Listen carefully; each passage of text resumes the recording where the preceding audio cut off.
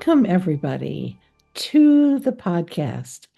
Today, I have the pleasure of talking with Dafna Lender, who is an expert in the world of TheraPlay, which is an incredibly wonderful treatment for children, and the author of, let me see if I can get it, Integrated Attachment Family Therapy. Right, Yay! exactly. I did. Okay. So, Daphna, remind me, because I know we've known each other for years, not well, but we've known each other for years. Where did we first meet? I think actually we met in 2023 in the Oxford conference where we sat together and we were both signing books. We didn't have that many people coming up to us because we had famous people to our left. Right. And so it was nice to connect with you. And also I co-authored a chapter with my colleague Karen in about TIST and TheraPlay for working with children and deepen my interest and knowledge in TIST. So, but I think we run in the same sphere of attachment and trauma. I'm working more with kids and parents is my focus. Right. But I think I think we have a lot of overlaps on us if framed more Right. spiritual level. Right. I seem to think that I met you earlier at, is it possible that you were a postdoc at Bessel van der Kolk's Trauma Center? Somehow I feel like I met you in the world of Bessel, but I maybe not. am Bessel wrote the preface to my book, and I've been at his I'm part of the traumatic stress certificate program, and I've presented more than once at his trauma conference, and I had him did a workshop with him, so we probably saw each other's faces through that like whole network. Right, right, right. Absolutely. So I'm familiar with TheraPlay thanks to Karen Andor, but tell our audience about a TheraPlay. Well, I want to tell you about it in the context of a broader sort of schema of how I work because theraplays are a small part of what I do, but it's a very formative part. Since I was trained by Phyllis Booth, who was the co-creator of TheraPlay, and what it is taking a parent and child and having attachment-based play in the room where you facilitate face-to-face interaction, like playing peekaboo and patty cake and counting fingers and toes and playing with balloon and chasing each other around the room and then with hide and seek activities and all the things that you do with a baby that in regular parent infant healthy interaction teaches the child about regulation, about object constancy, and about attachment and all those things. And sometimes that goes wrong for various reasons, and you need to help the parent replicate that with the child, but correct all the misalignments that happen. Then, when the child jumps around the room, jumps off the couch, throws stuff at the parent because they're angry, collapses, hides, won't talk. And so the TheraPlay is meant for it's a parent-child therapy, and it doesn't have any materials, so we don't use Santray, we don't use dolls. We don't Mhm. use symbolic language. It's all here and now. And then the other thing that's really important about it is it's videotaped so that the therapist can watch herself and see how regulated she is. Uh-huh. That's really interesting. Yes, Yeah,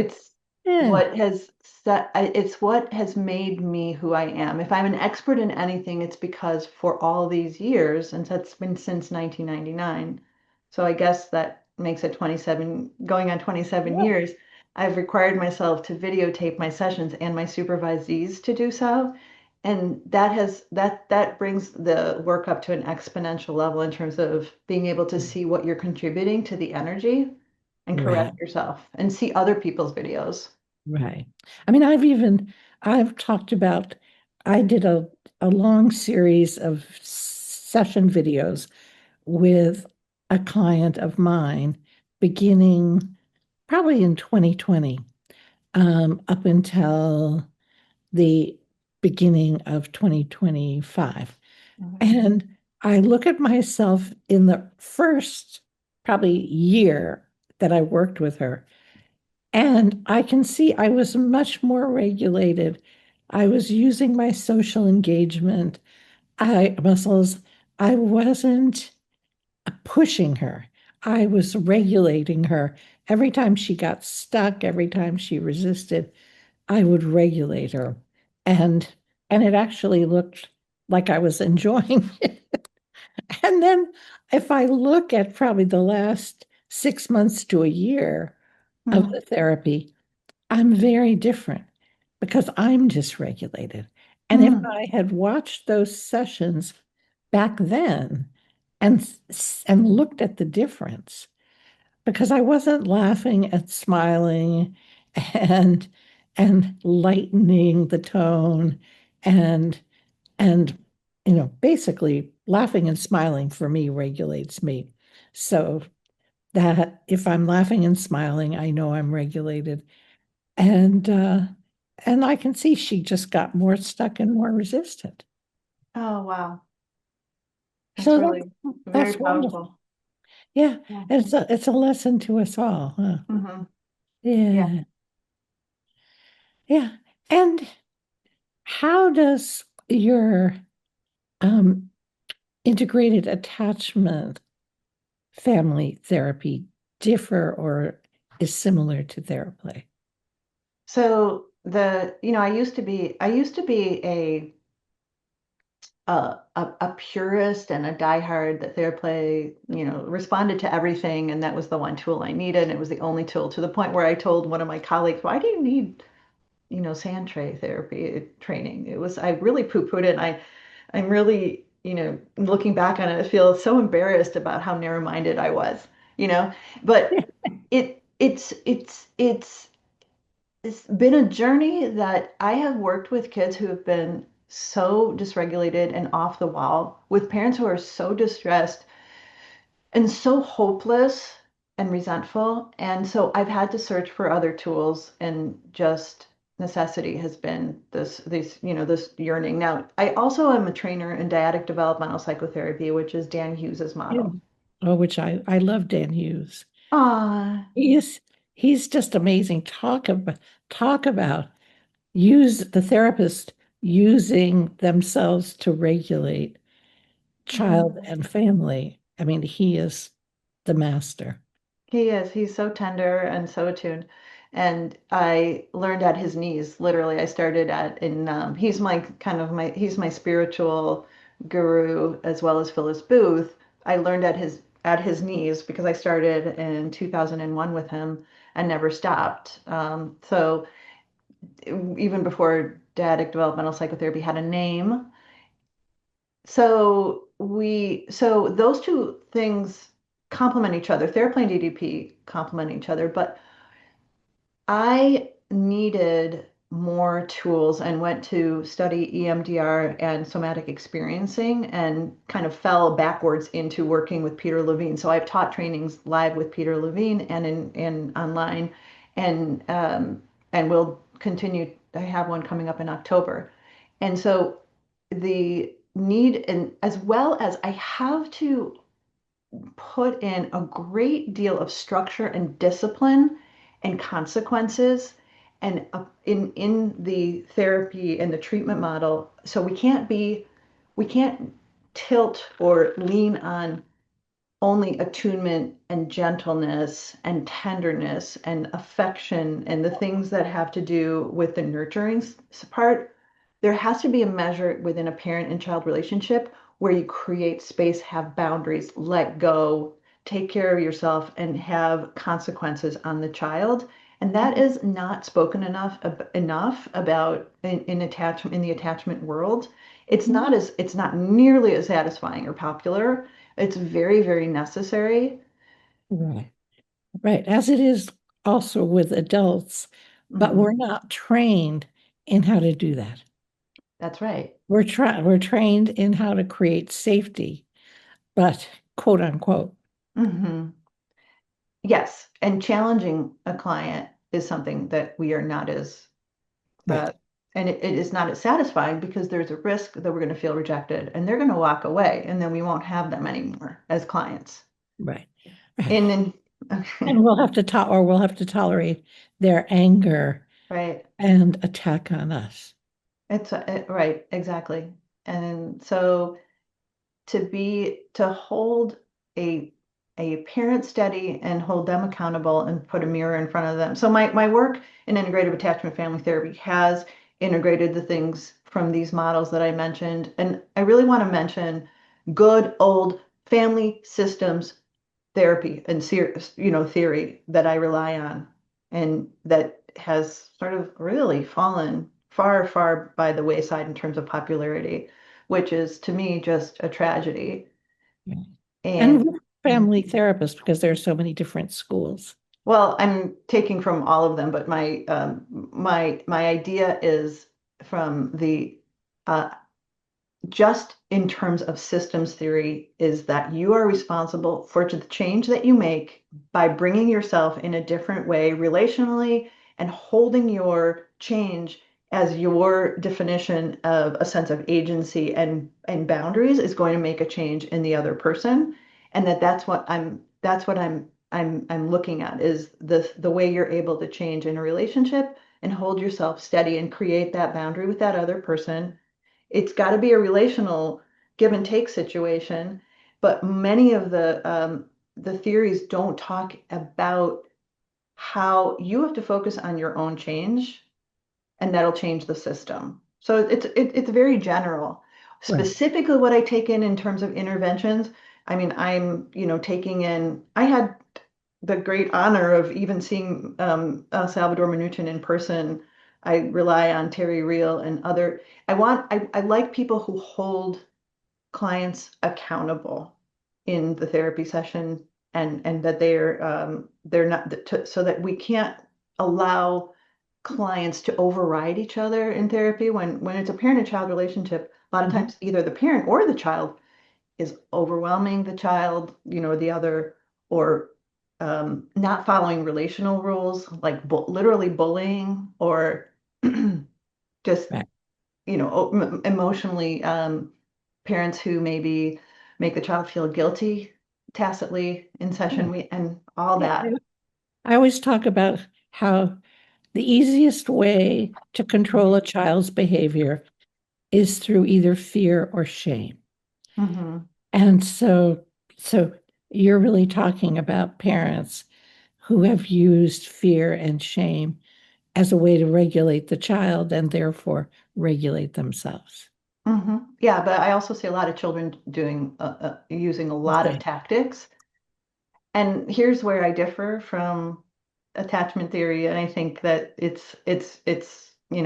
I am squarely within. I am a believer in attachment theory as one conceptualization, but it's really overused and stretched to be way beyond its utility. And there's actually some danger in seeing it from everything from an attachment perspective. So children are born with certain genetic propensities and behavior, patterns and personality disposition. And they generate dynamics that cause a sense of feeling that they're really controlling, that they're really actually triangulating. And this is something that is this next to or not related to the fact that they may have had a trauma. Because so that is really important that a parent is able to say, hold on a second, I'm not doing this with you.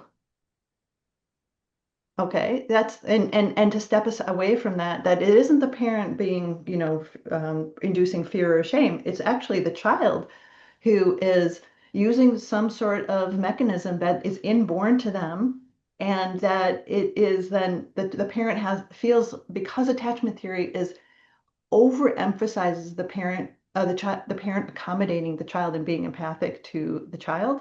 It really can Well, it which works for babies, it but works for babies. it doesn't work for traumatized kids. Right. It Right. Right, And but mhm, go ahead. and you know, traumatized kids also um, have these very primitive survival responses. So they're fighting, fleeing, shutting down, and Correct. parents feel helpless and dysregulated and often, you know, frightened. Right. But the default in attachment is much more going towards leniency and accommodation, much more, and much less training parents on being able to cope with the sadness and the pain of having to put a limit on a child, knowing that they also need the nurture and the connection, but that they first need the safety of your very strong boundaries and how hard that is. Hmm. Yeah.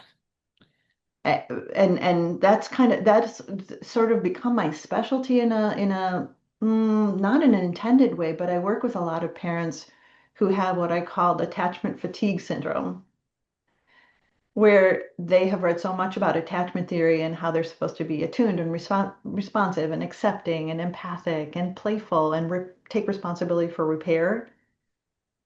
They're also supposed to be regulated themselves and everything. And Right. they're not, Which is basically secure impossible. attachment parenting of infants. And so I think it's so sad because I think Mhm. what's happened is the attachment parenting movement took research, which was just research, and created a therapeutic and parenting style method, which does work with some kids. I mean, my children used it with my grandchildren, and my grandchildren have turned out to be wonderful, well-regulated people. so, so, But but I want to, I would like to say that it's probably based more on your grandchildren's temperament that it worked for them. Because I don't have I don't have any statistics, but I would say 49 to 51% of kids, it doesn't work, no matter how skillful the parent is. And then what the popularized attachment theory, attachment-based parenting says is that it's your fault and you have to work harder. You didn't do it well enough. And it's also probably because of your insecure attachment, mom, that right, happened to you. right, right. I know. I do. And I remember when my children said to me about their children, they said, we're realizing that you really can't talk to a 2-year-old about doing it differently.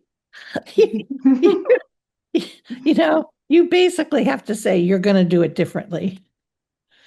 Good. Yeah, Yeah, exactly. right, right. Yeah. I mean, yeah, go ahead. I mean, I think really what you're doing is you're actually teaching a model of good attachment parenting. It's just not the model that was based on secure attachment research. I think it was based on secure attachment research, just hasn't been popularized. I think that every one of the researchers would have said and do say that having a confident, strong, authoritative parent who holds the limits is and provides natural consequences is that's they all say that. It's just not been popularized. It's much more the there's a tremendous amount, there's a popularization of the anxious part of okay, did not get the kind of parenting that I needed. I'm a mom. I did not get the validation. I did not feel seen by my mom. I felt, marginalized or misunderstood or ignored. And in order to heal myself, I'm going to change the narrative with my child.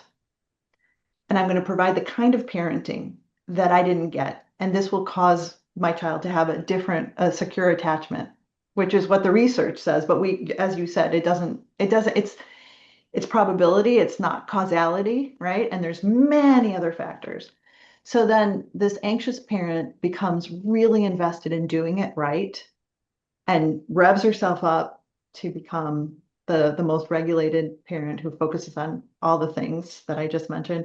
And then when it doesn't work, which does for many people it doesn't work, it's that shame and self-blame that seems like that personality of this mom is addicted to feeling the shame, which is kind of, I wanted to ask you about that. It's almost like the shame is built into the cycle of, okay, then I'm going to try harder with my child after feeling uh, and the disappointment that it didn't work and the self-blame. And then it's like, I'm going to try harder again. And you rev yourself up. It's like a cycle. Right. And maybe the self-blame is a part of what went wrong in the parents' attachment experience. Perhaps, but I question that because that's actually I actually believe that shame is very it can be very much a person's temperament and that they you are pre sort of sensitized to be very sensitive and take on blame as a way of regulating yourself, that it's a matter, a feeling of control, and that it could be that you did, that it wasn't because you were experiencing a lot of shame in your childhood. Mhm. Well, or blame. Um, but I think you're right. Self-blame is a way, is a way that children often have to regulate themselves, and they become adults who self-blame to regulate themselves. Mhm. But I think what you're saying that's really striking to me is that they they get very attached to attachment parenting Mhm. because it feels like a a way of healing their own wounds.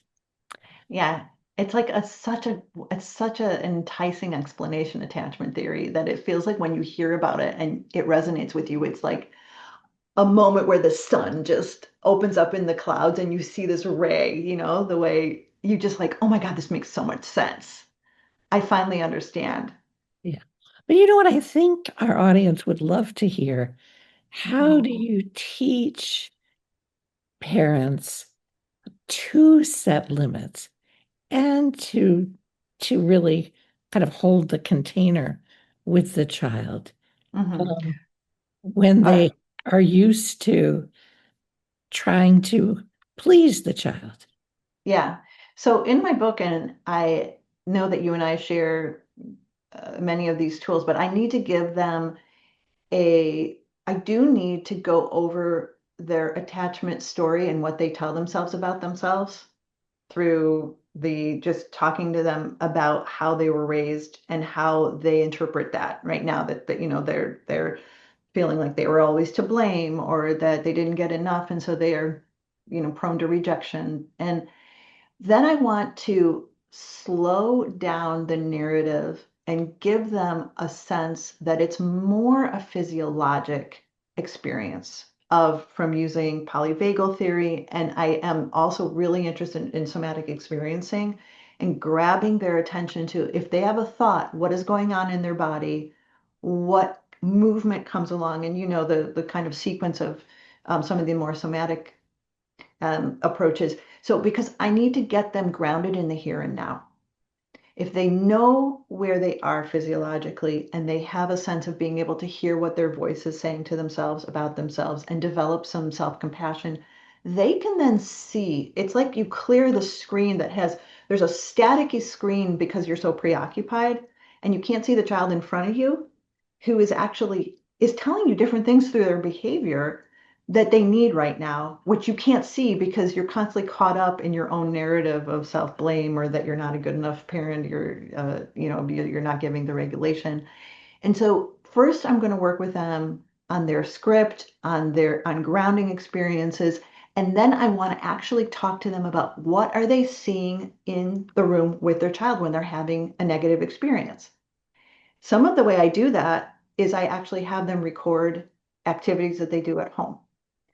Some of the way, and then we watch it together. Some of the ways I do that is to ask them what has already worked, right? And Mhm. guess what? There's a lot of things that work, but they think they're not doing it right or they're not supposed to do it. Right, because it's not attachment parenting. Right.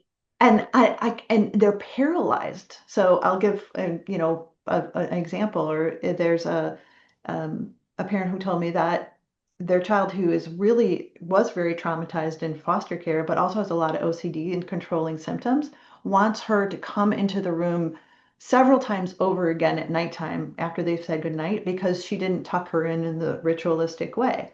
And so when she walks out of the room and her daughter calls her back, she doesn't know if she should walk away and let her deal with it. And, because we don't want to reinforce the OCD. But if she feels like she's actually not meeting the attachment need because her daughter is scared, she feels like it's going to be something that's going to be, cause insecure attachment and that her daughter will resent her when she's an adult or it'll cause insecure attachment.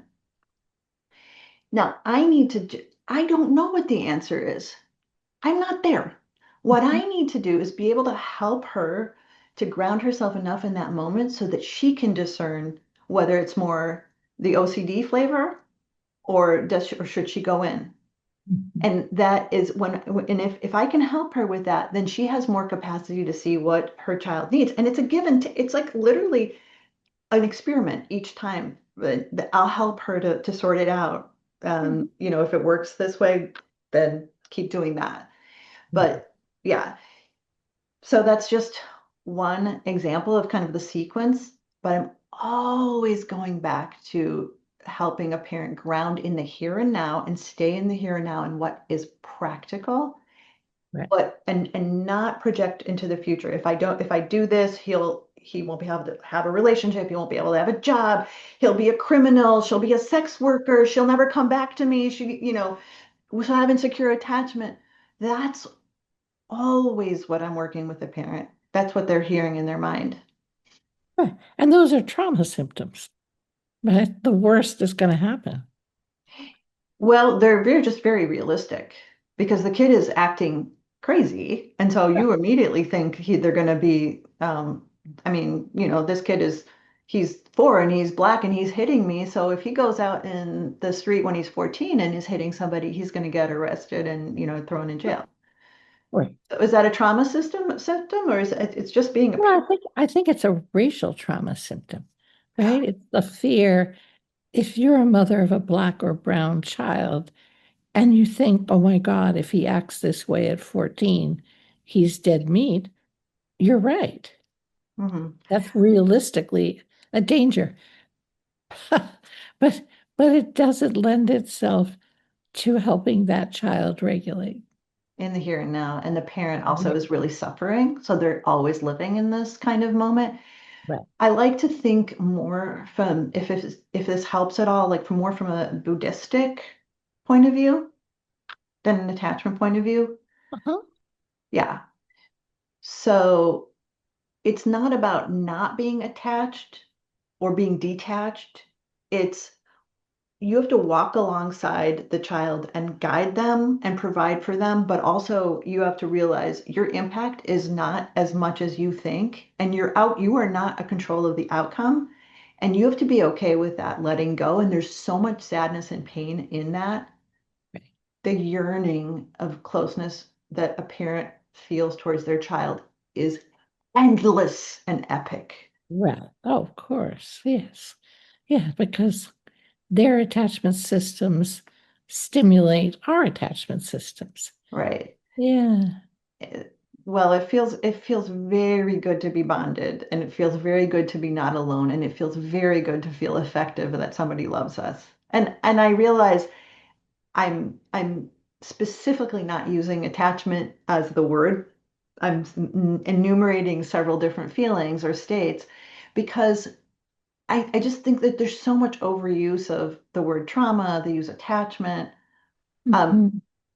and so in order for somebody to feel more grounded, I feel like we have to really help narrow and define what it is we're talking about and experiencing. And that's why I really love when a parent will video or sometimes I ask them, can you audio record, not with a video, not to, God forbid, record your child like having a tantrum, but I need to hear what's happening. So if you audio record you and your child for 5 minutes, I can help you break it down because they're not realizing what they're bringing into the dynamic in terms of their dysregulation.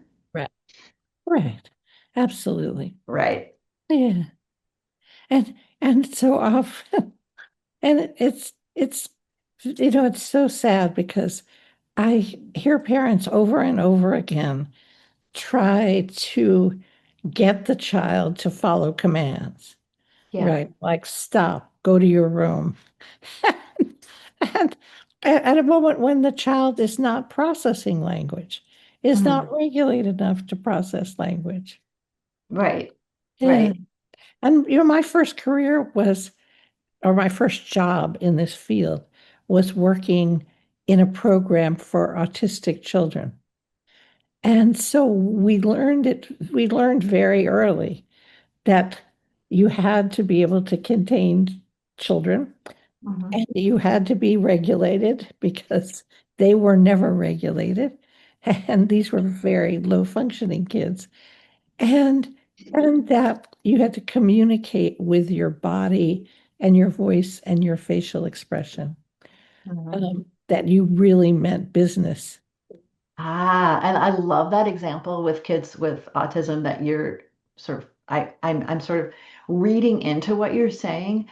If you think of the people who were best with those kids, they were probably, and I'm gonna go out on a limb to guess, they were probably very organized, measured. They were not reactive. They were predictable. They weren't these necessarily really, really lively, expressive, warm, touchy people. Is that? Well, some of the parents were, I mean, we taught in teacher teams, Mhm. and obviously my fellow colleagues were very measured and very regulated. Um, but it was most effective when they could be regulated, but also socially engaged.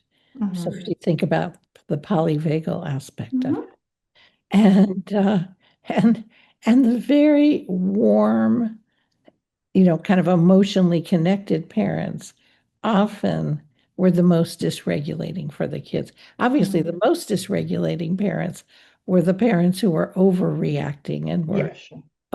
overly punitive. Mhm. So I am thinking about a school worker, or residential or hospital worker, where they have attunement and they have warmth, but they're not overly expressive in their social engagement system. They can be playful, but they mean business is what you were talking about, and they move in a way that's very, very confident and non-reactive. Okay, and so they show the kid, I'm not scared of you, Right. and I'm not going to react to everything that you do, and I'm going to move forward with the program. And that's what I try to show the parents to do, which is contrary to what a lot of attachment-based parenting talks about, which is being much more about facial expressions and eye contact and tone of voice and touching and proximity. And those things can be very provocative for a child. So, So, so to get more concrete, because yeah. I philosophically it makes perfect sense. Mhm. Theoretically, it makes perfect sense. So, what do you advise parents to do when the child is, let's say, 8 and is Mhm. having a temper tantrum and throwing objects at or attacking the parent? Okay, so if if first of all, let me say something. If a child is 8 and he's saying something like, you know what, you should just kick me out of this house. I don't belong here. You hate me. Something that is provocative in words, Verbally verbally, provocative. and maybe kicking and stuff. So the attachment folks, they may aim Yeah. more But towards, what would you advise the parent to yeah, do? I would, well, what I would advise is to say, you know what, I got you. I heard you. You are important to me. Now I'm going to get some ice and you're going to fill up the ice and you're going to drink the ice and some ice water, or here, hold this for me and go and water the plant, or I'm going to go and to the kitchen and I'm going to cut the salad, and you're really good at cutting cucumber, and when you're ready you're going to join me, and you go and do something concrete and not get reactive about what they're saying beyond. Okay, so basically, it's not setting limits in the way we think of limits. It's it's basically redirecting the child. uh and but I think my distinction is that attachment theory would address the child saying, you don't want me, you should just kick me out of the family. No, but that's why I'm asking you what you would do, because we all know what attachment models would say, but what we don't know is what you would say. So what Well, you're describing is a way of helping parents set limits by redirecting the child, not by saying you can't do this, because well, obviously they've already done it.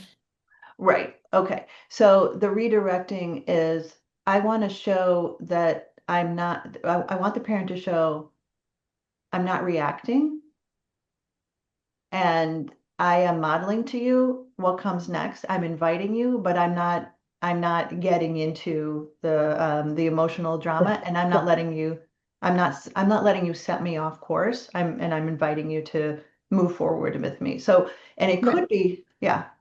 And what would you do differently if the child were being violent, So physically, in physically violent? Right. In physical violence, so it's really by any means necessary. So one thing is I'm going to say, first of all, I have to protect a parent has to protect themselves. So they have to be erect.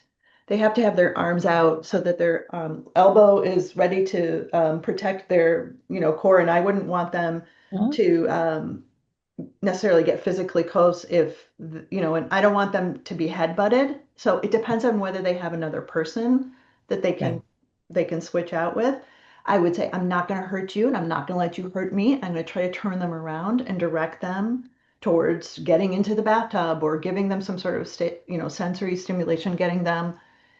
Um, I think it's not so much about they are going to throw something at you. It's more, do you shrink and start to cry or crumble and say, I can't, and start to plead with them? Or do you say, you're not throwing, you're looking this way. We're moving into the other room. We're going outside. You take this drink. I'm moving you over here, and having a posture of protecting yourself and having that, there's got to be this place where energetically you're showing I can protect myself even Yeah. even if you hit me. Right, right. And actually what it's in part a somatic technique. It's like, you know, because if the parent is making a boundary and their arms actually can protect them, Mhm. that's good for them and good for the child. Yeah, Um, for sure. yeah. So, so, so, but it's really interesting because a lot of it is somatic and a lot of it is about redirecting the child rather than directing the child. Because in my many years of work with children and parents, what I found was that most parents instinctively said, stop it right now. Um, Mhm. Regardless of what attachment or parenting model they Mhm. were using. Their instinct was to say, that's bad, stop it right now, which of course doesn't usually work with kids who are out of control. Right. And saying something like, stop it or else you're going to, which is a consequence that only escalates a child in that state. Right. And right. So I think it's somatic. I think it's an energetic display of, I'm the leader. I'm not afraid of you. I'm moving you into a direction. So if you call that redirecting, I suppose, I think that I bristle at redirecting because there's so much to be able to show that leadership of being, I'm toning down. If you keep saying something like, why don't you kick me out of this family? I hate you or something like that, and saying, hold on, I got you. And I heard what you said. I'm not going to fuel that. I'm going to shift your state by modeling for you what's going to happen next and showing you I'm not reactive. And then if you're calm, when you're not calm, if you're more in an eventual vagal state, I can talk to you about that feeling that you have that you're different from the rest of the family. But I'm not going to open it up right now. Right, right, right, right. Which which is much, much more effective. And I mean, I was using the term redirect Mhm. because you had been talking a lot about setting boundaries. But when you describe the work that you do, it's much more about um, somatic communication and using that confidence and using the body to move the child into another state. Another state, right? So there's also the sensory piece of the next thing I suggest is we need to direct them towards something that will get them out of that state of feeling over focused on whatever, um, obsessive thought, which has to do with any kind of opening the window and feeling a different air temperature, or giving some ice, or getting them into the bath, or getting some kind of rhythm or some sort of vibration going in, even having them hold something that vibrates, or getting them involved in anything Mhm.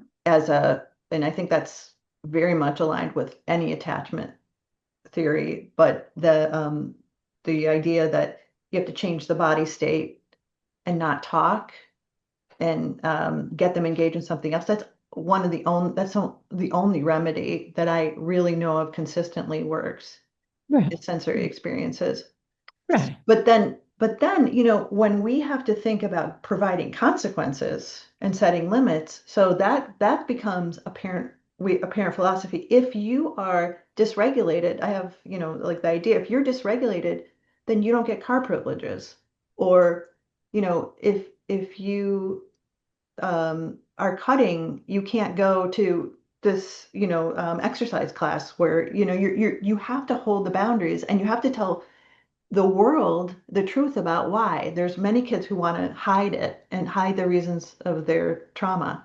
And then the parent is colluding in the secretiveness under confidentiality. So there's a lot of boundaries that I talk to parents and or consequences where you have to be super realistic with the child about you do this and then this is the outcome. This is you have to, you get things are taken away and you get to try again tomorrow. Mhm. But that is so hard to do. You Right. really need somebody to help you with that, carrying out the natural consequences. Mhm. And your child will not like you. Your child will not be happy. They will say that they hate you and that they don't love you and they're never going to come back to you when they're going to leave this house. That is incredibly hard and so necessary to put in to let the child feel their consequences. It's got to be a part of Right. socializing a kid. Right. Which is very hard It for really many is. parents to do until it works and it improves the relationship. I remember when my kids were teenagers, Mhm. I said to them, if you want me to give you rides, you have to talk to me nicely. Because, because if you don't, That's so I'm not going basic. to feel like giving you a ride. Right. Exactly. Exactly. And then That. at a later point, Mhm. I remember I said, if you want X, Y, or Z, there's a tax on that. Yeah. I And love that. the tax is hugging your mother, Aw. which as two teenage boys, they were loath to do. So, Aw, look at that. Good for you. so I really can resonate with your approach, Yeah. right? And Yeah.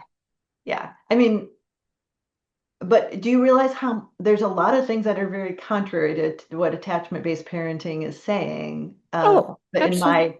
in and what I want to base it on is basically like what works with your kid. It's so specific what works that you have to you there is no there is no set of things that you have to do. If A, B, and C, you have to do X, Y, and Z. I want to hear what works, and people are ashamed to tell me what works. I'm like, no, let me hear it. And Right, if it does more good than harm, I endorse it. I'll tell right, you a little example. A mom who was very concerned about attachment with her daughter, and her daughter was super reactive to her. She was like 12 or something, girl. And they had moments of connection, but then the child would say something really mean, and the mom would get so hurt. They had this constant cycle of dysregulation between them.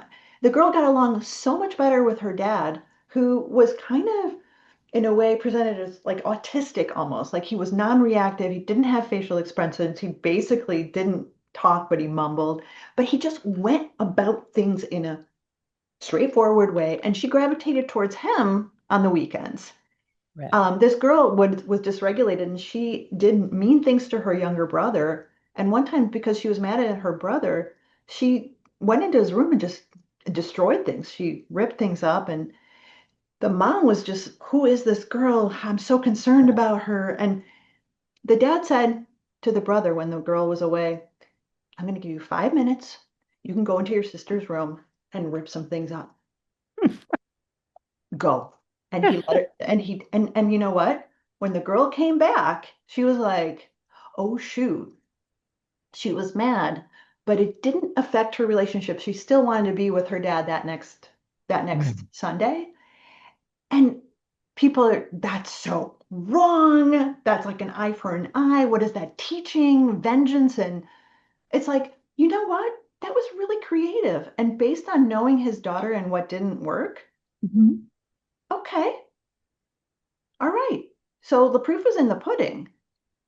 She wants Right. to be with her dad. Now, people might say, well, the outcome is going to be X, Y, and Z when she's older. She's going to, okay, I'm not sure about that.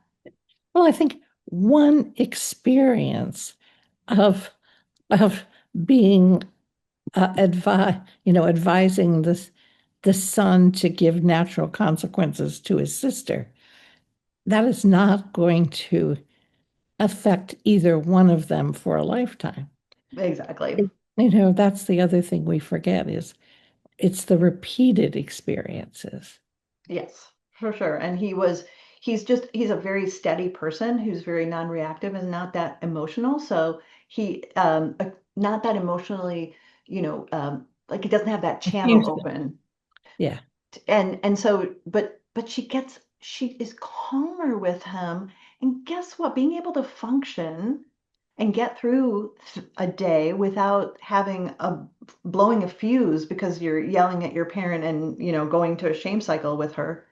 I think that's more important than having deep conversations. And the nice thing is that it's going to solidify her relationship with her father. Mhm. And hopefully, as an adult, she can have a good relationship with both. Yeah, it's a nice combination. If her mother can survive her adolescence. Yeah, right. That's Right. the challenge. Yes. Oh my goodness. Well, I have to say, you don't ever have a boring day. Mhm. Your practice must be really, really fun It it as really well as is. meaningfully. It really is. Yeah. Well, thank you, Dafna, for being my guest. Um, I feel like we actually did get a good education in in your way of working, which makes so much sense. Yeah. Yeah, yeah. Um, and for those who are listening, who are very attachment um, attachment oriented, um, I think I think we can see it as another way of doing attachment parenting. So so I think the that we don't have to condemn attachment parenting. I don't want people to think that that's what we've been talking about. Because that that um, because obviously that kind of quality of attachment parenting is very appropriate for babies. For babies who cannot yet learn how to regulate Of themselves because they're course. not developed enough. But but when kids get, really I think of the once they become toddlers, Mhm. it becomes more complicated. And then when they become teenagers, it becomes 100 times more complicated. Right. Absolutely. I'm within the umbrella of an adherent to attachment theory, and I have other perspectives which are just as important, and they need to be evaluated by the child, by the case by case basis. So I'm just advocating not to overuse it and to recognize that it wasn't meant to be popularized and sort of simplified, oversimplified. Well, yes. So I think what I hear you saying is attachment parenting theories that say you have to you have to please your kids all the time. You have to make them happy. You have to make sure they're never in distress. Um, can really go awry. Mhm. Um, Yes. and that's different than developing good attachment. Right. Yeah, so thank you so much. I It's really enjoyed talking with you. Oh, thank you. It's been my honor to be here with you. Thank you. Good. Thank you.